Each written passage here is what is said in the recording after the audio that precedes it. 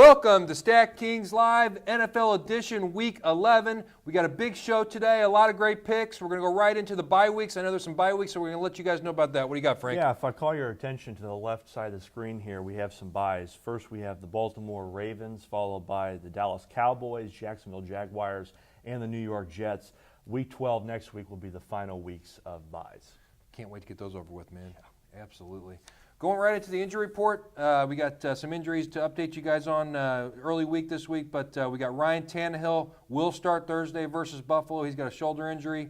Allen Robinson will miss the rest of the season. He's the Jacksonville wide receiver with a foot injury. Austin Davis is going to be benched this week with Sean Hill starting against Denver. That's pretty unbelievable there. I thought Austin Davis wasn't bad for St. Louis. Fred Jackson should play Thursday versus Miami. He's got a groin injury. Jordan Cameron, the tight end for Cleveland, will probably not play this week. He's got concussion symptoms still. He still hasn't practiced. Arian Foster, the running back for Houston, is expected to play Sunday versus the Browns. He's got a groin injury. Ronnie Hillman will miss this week at St. Louis. Look at C.J. Anderson to start for Denver with Monty Ball coming in with a change of pace back. Carson Palmer is out for the season. Get him out of your lineups. Drew Stanton will start this week versus Detroit. Sammy Watkins should play this Thursday versus Buffalo. He's got a groin injury. Going right into the show, we got quarterback. Going straight into my first quarterback, I got RG3 Spaghetti Robert Griffin III versus Tampa Bay, $7,588. Pro Football Focus grades Tampa Bay as a negative 35.2 versus the pass, as 29th in the league.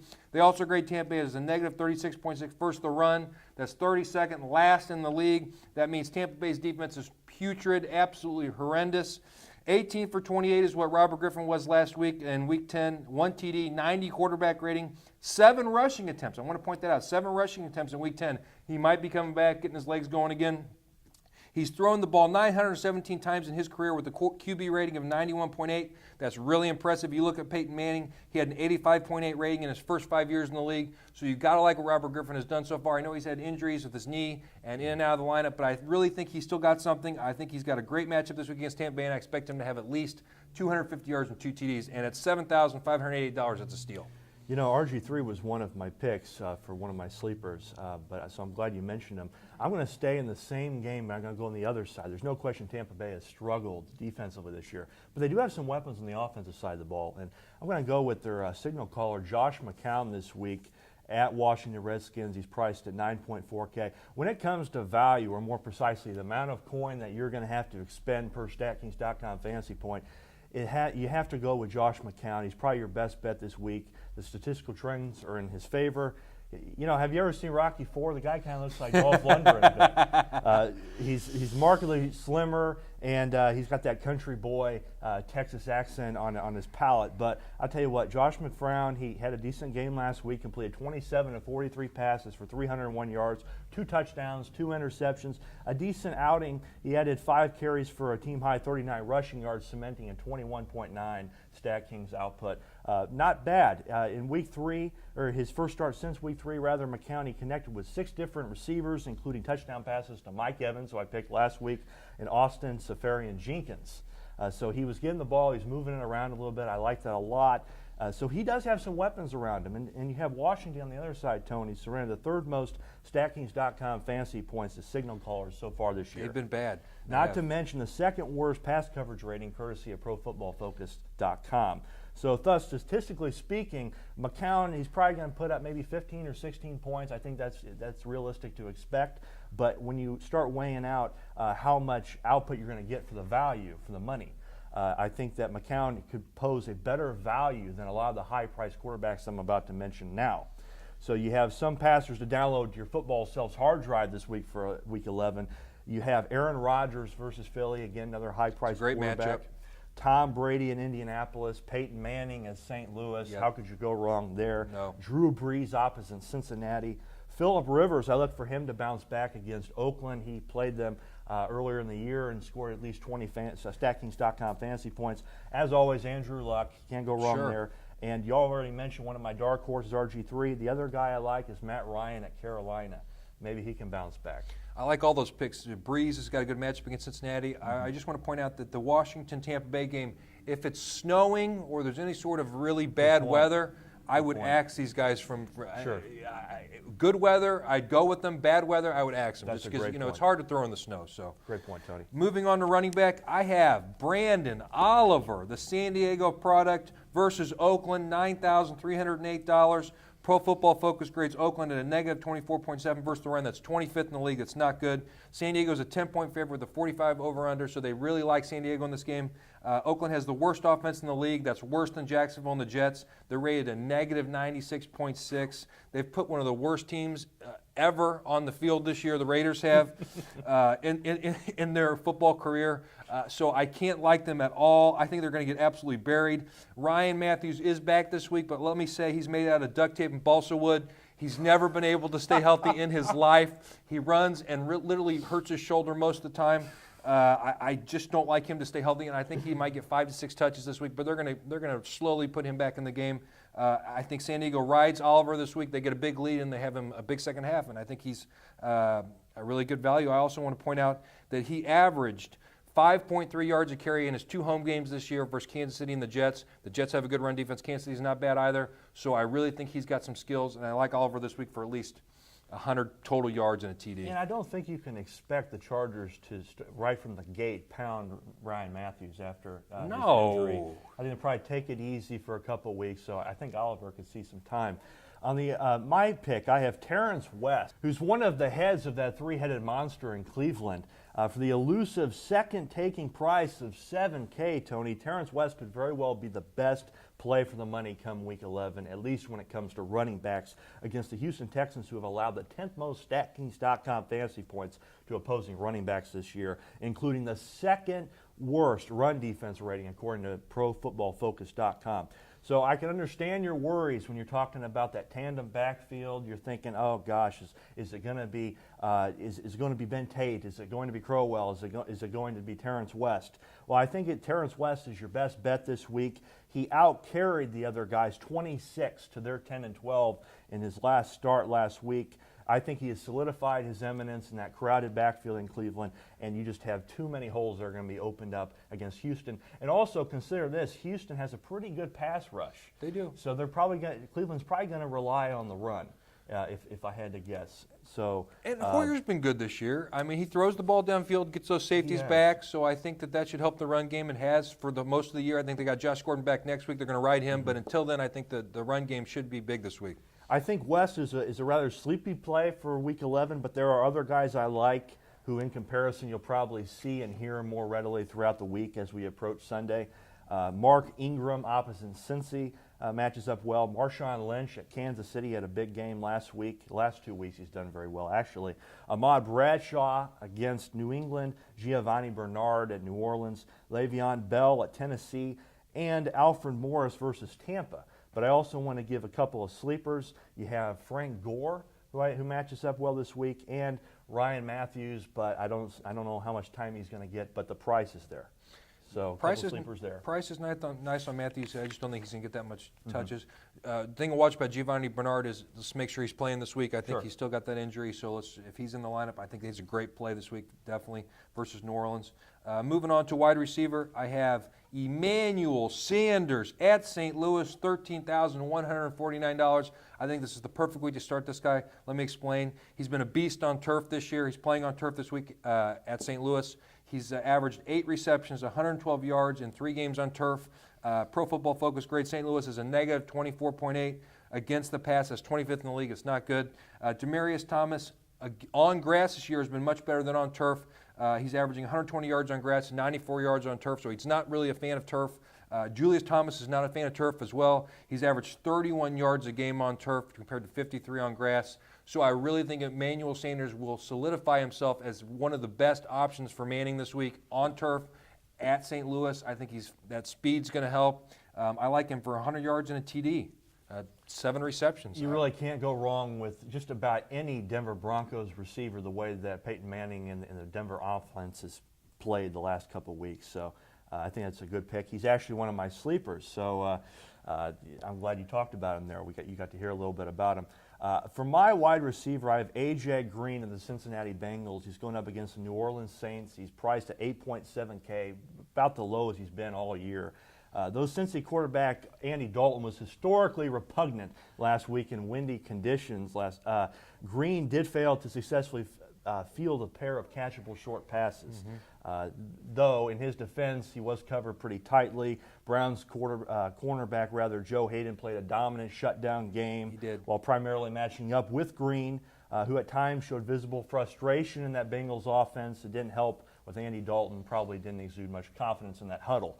But don't get me wrong, Andy Dalton, again, is far from a prototypical thrower. However, he's relied on A.J. Green, giving him the ball week after week, so you have to like that. And so such is the basis for this pick this week against the Saints, who are the 5th worst defense against opposing wideouts this year and are ranked abominably likewise on Pro Football Focus when it comes to pass coverage. So I think you can do a lot worse with the potential rich athleticism of A.J. Green at 8.7K. And he was a first-round pick this year in most drafts, really, and so he's been one of the best receivers in the league the last 3 years. How could you not like him for that price? I mean, that's great. He had 10 targets last week. Mohamed Sanu did well in his time off the field and on the sidelines due to injury. But Andy Dalton, he's the clear wide receiver. There's no question he's going to get the targets. While he may just happen to be among the top Stackings.com performers at wideout this week, here are some other hands that can bolster the all lineup. You have Emmanuel Sanders of St. Louis, as you mentioned. The package prominence of Jordy Nelson and Randall Cobb versus Philly. You have Golden Tate at Arizona, Mike Evans and Vincent Jackson. I think they both match up well at Washington this week. You have Julio Jones at Carolina. If Matt Ryan can get back to where he was. You have Kelvin Benjamin. You had the 2 touchdown passes last week. Monday night, rather, versus Atlanta. Odell Beckham Jr. against San Fran. And 2 sleepers, Gray Jennings at Chicago and Jordan Matthews at Green Bay. Jordan Matthews, Sanchez seemed to like him on Monday night. So Loves him. We'll see how that happens. And Odell Beckham Jr., what a beast this guy is. Have you seen his one-handed catches before the game that he does? It's really impressive. This guy's got a lot of talent. I think he's going to be a really good receiver in the league. Moving on to tight end, I have the big guy on the board, although I think he's a really good price this week. It's Jimmy Graham versus Cincinnati. Cincinnati's been terrible against tight ends. He's priced at $10,205. Pro Football Focus grades Cincinnati is the worst pass rush in the league, so Drew Brees should have all day to throw the ball. They also grade Cincinnati as a negative 34.8 versus the pass. That's 28th in the league. Cincinnati's not been good. Drew Brees should have all day to throw the ball. He's going to be looking at Jimmy Graham a lot. Jimmy Graham is really good at home, usually. I really like him for 6 to 7 catches, almost 100 yards and a TD this week. I really think that he's going to outscore that $10,000 price tag.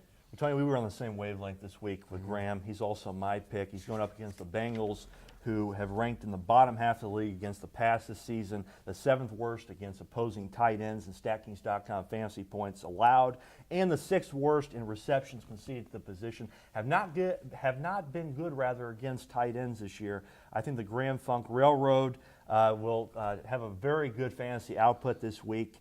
He almost had a 3rd touchdown on a 47-yard Hail Mary, if you recall, at the end of regulation. It was a nice catch, although the push-off was a little tough. He did on Parrish Cox, but he was stranded with 24.6 Stackings.com fantasy points. I wouldn't be surprised if he matches that this week.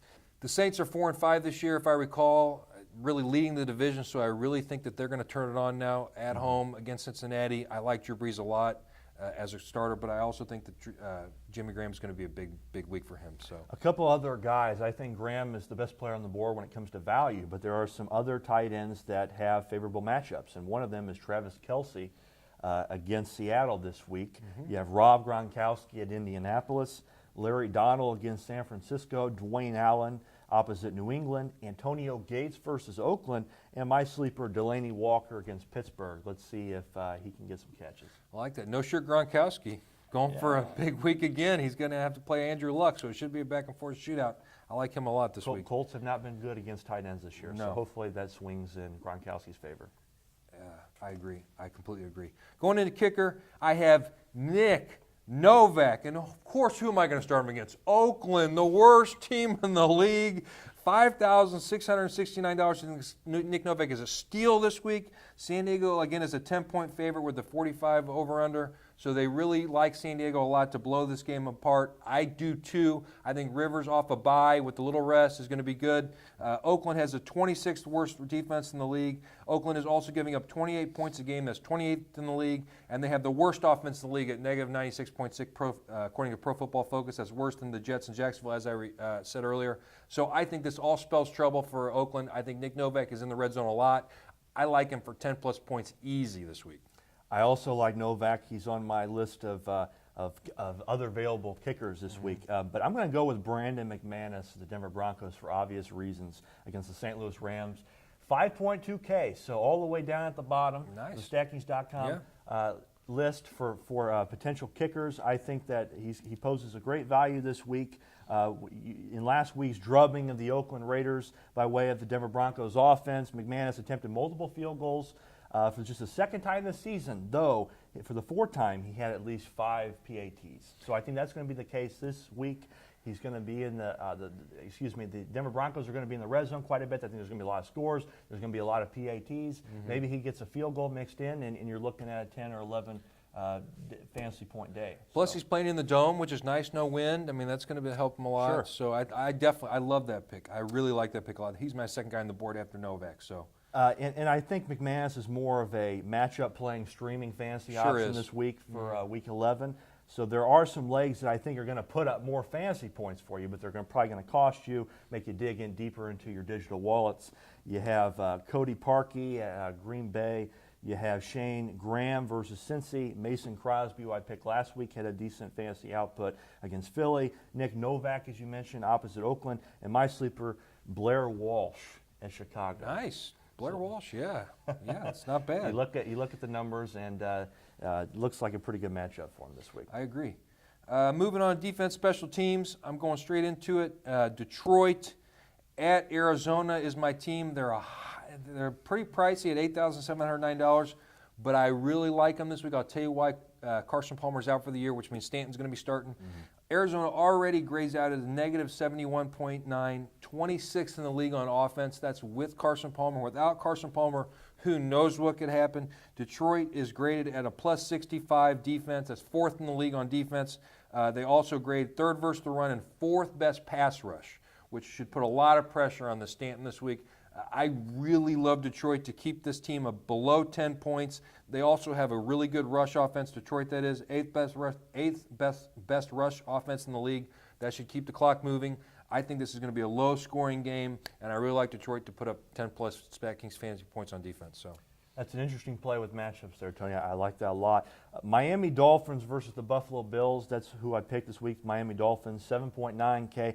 After entering into an NFL contest on StackKings.com, if you hit the defense/special teams tab above the player search bar, you'll find the Dolphins are the 4th most expensive defense/special teams unit for Week 11. But there's substantiated cause for this. Okay, simply put, the Dolphins, per ProFootballFocus.com, are the league's highest index defense and overall rating, holding an incomparable composite score of 84.4. Moreover, they just aren't good from a fantasy perspective, but the Bills are not. That is, defense/special teams squads who have played the Bills have combined, Tony, on average to score around 8 StackKings.com fantasy points per game, the 11th highest in the league. So not only are the Dolphins, by the numbers in terms of fantasy output, the best defense/special teams squad in the league, but you also have the Bills who are allowing opposing defense/special teams squads to score quite a few points. But there are other favorably paired defense/special teams units for Week 11, including Denver at St. Louis, especially with Sean Hill getting the start. That's right. I think you definitely have to plug them in. Washington versus Tampa Bay, Minnesota at Chicago. Minnesota is a sleeper with how they've been playing in terms of fantasy points for their defense/special teams units. And San Diego against Oakland. Still not convinced that Derek Carr can be a competent NFL quarterback. I agree with that. He's kind of been struggling, but I also think that San Diego is a really good matchup at home against Oakland. So I really like that pick. Let me just go a step further and just say, if you're really struggling, you really don't know who you want to play on defense, look at the weather on Sunday. It's starting to get to the point where the weather could be a factor. Look at the snowy games. If there is snow in any of the games, start that defense, any of those 2 defenses, especially if there's a quarterback that's not very good playing in that game. start the defense against him, because the weather should start to be a factor. And that's an important factor to bring up, because up until this time, weather hasn't really been a concern. But now we're getting into winter now, and so good point. Keep an eye out for the weather. That does it all for today, guys, and for Week 11. Remember, do your research and choose your team wisely if you want to become fantasy sports royalty. I am Frank Travis. This is Tony Badalucco signing off from Kansas City, Missouri. See you guys in Week 12. Good luck, guys.